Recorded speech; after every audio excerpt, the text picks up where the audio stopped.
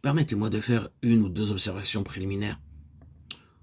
Nous devons nous rappeler que le livre des Actes montre trois choses. Premièrement, l'Église naissait. Deuxièmement, une dispensation était inaugurée. Tertio, l'Évangile se propageait jusqu'aux extrémités de la terre.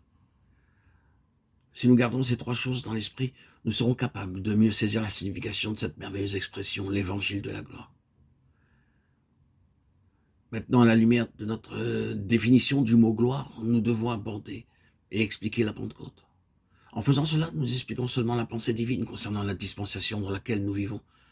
C'est la dispensation de la Pentecôte ou l'ascension de notre Seigneur jusqu'à son retour.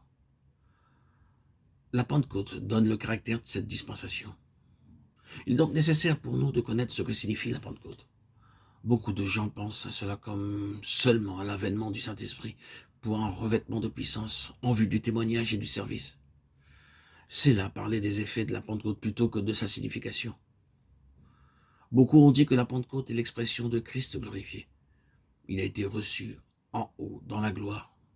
Il est glorifié à la droite de Dieu. Et parce que Jésus fut glorifié, le Saint-Esprit a été envoyé et nous avons ces faits consignés dans le livre des Actes. Tout cela est vrai. Mais nous devons revenir encore plus en arrière pour avoir une meilleure compréhension de la Pentecôte.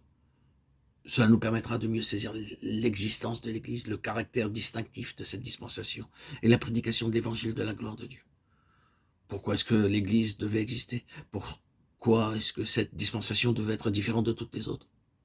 Pourquoi est-ce que l'Évangile devait être prêché par tout le monde pour servir le témoignage? Ce ne sont pas des petites questions. Il serait plutôt difficile de les éviter.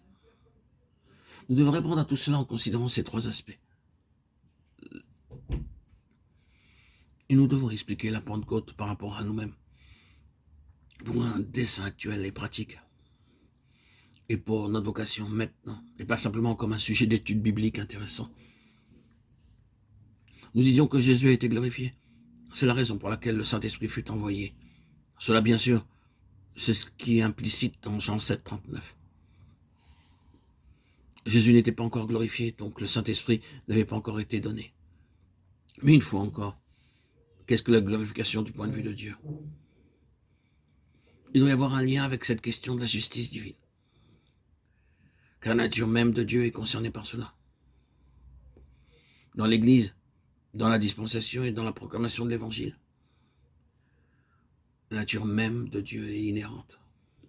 En d'autres termes, c'est la justice de Dieu qui est la suprême finalité.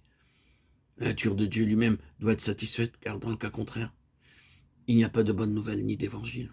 Il n'y a rien de joyeux dans son propre caractère qui puisse être proclamé. Cela implique donc que la propre nature de Dieu soit pleinement satisfaite. Et la gloire de Dieu est liée à la satisfaction de Dieu.